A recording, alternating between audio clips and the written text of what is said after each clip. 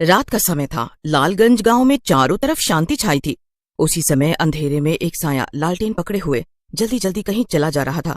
लेकिन जैसे ही वो गांव के किनारे पहुंचता है, उसे उसी समय पीछे से एक आदमी रोकता है और बोलता है, कौन हो तुम और कहाँ जा रहे हो? तुम्हें पता है ना इस गांव से रात में बाहर जाना मना है, फिर भी तुम जा रहे हो? उस आदमी की बात सुनकर साया पलटता है। वो साया कोई और नहीं बल्कि गांव में नया नया आया राजू बैंड वाला था। राजू बैंड वाला उस आदमी की बात सुनकर बोलता है, भाई साहब, आपने तो मेरी जान ही निकाल दी। भला ऐसे भी कोई रोकता है किसी को? मुझे रात में कहीं बैंड बजाने जाना है, मैं वहीं जा रहा हूँ।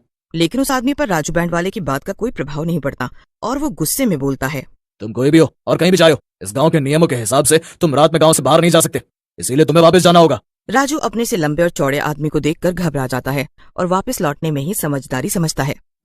अभी तो चलता हूँ, कल से दूसरे चोर रास्ते से निकल जाऊंगा। ये भीमसेन हर जगह थोड़ी खड़ा होगा। ऐसा कहकर राजू वहाँ से चला जाता है और अगली रात को दूसरे चोर रास्ते से निकल जाता है। ये गांव वाले भी कितने मूर्ख हैं, इनको कोई भी आसानी से मूर्ख बना सकता है। चोर रास्तों पर तो इनका ध्यान ही नहीं होता है। बेवकूफ कहीं के। और वो खली के जैसा दिखने वाला अपने आप को बहुत चालाक समझ रहा था। अगली सुबह गांव वाले उठते हैं और राजू के घर के बाहर उसकी पत्नी रमा को रोते हुए देखते हैं। उसी समय वहाँ सरपंच जी आ जाते हैं और बोलते हैं, अरे ये राजू बैंड वाले की घरवाली ऐसा रो क्यों रही है? क्या हुआ? कुछ नहीं सरपंच जी, इसका घरवाला राजू मेरे मना करने के बावजूद रात में इस गांव से बाहर निकला और मारा गया। ये तो बहुत ही बुरा हुआ भीमा, तुम्हें ध्यान रखना चाहिए था। तुम तो इस गांव के सबसे बलवान आदमी हो।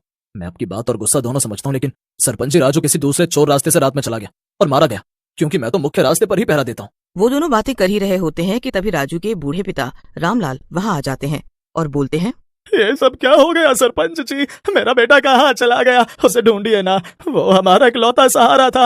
अब हम आपके भरोसे हैं। रामलाल की बात सुनकर वहीं खड़े गांव के कुछ जवान लड़के, जिनके नाम सोनू और मणि होते हैं, बोलते हैं, चाचा जी आप चिंता न करो, हम गांव वाले मिलकर राजू भैया को ढूंढेंगे, क्योंकि अगर इसी तरह से गांव वाले रोज गायब होते रहे तो कुछ समय में इस गांव में एक भी आदमी नहीं रह जाएगा।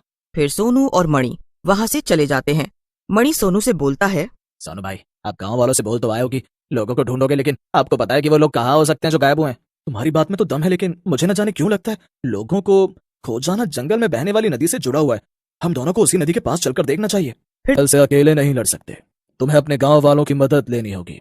जाओ और अपने सरपंच को इस बारे में जाकर बताओ। फिर सोनू बाबा से आज्ञा लेकर गांव चला जाता है और सरपंच को बाबा के साथ हुई पूरी बात बताता है, जिसे सुनकर सरपंच बोलते हैं, अगर ये बात सही हो तो पूरा गांव तुम्हारे साथ है, हम अपने गांव वालों को बचाने के लिए कुछ भी करेंगे। फिर सरपंच और सोनू गांव वालों के साथ मिलकर जंगल में चले जाते हैं। वहां उन्हें साधु बाबा ध्यान लगाए हुए दिखते हैं। सरपंच बाबा को पहचान जाते हैं और सोनू से बोलते हैं, अरे सोनू बेटा, ये तो बहुत बड़े संत हैं, ये तुम्हें कहाँ से मिल गए?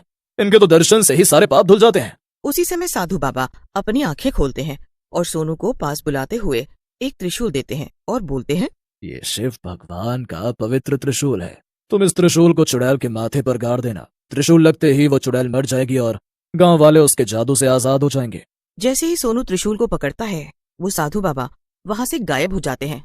सरपंच जी, मैं अब उस चुड़ैल को बुलाने जा रहा हूँ, आप सब गांव वालों को लेकर छुप जाओ और जब मैं आपको इशारा करूंगा तब आप सब बाहर आकर चुड़ैल पर हमला कर देना।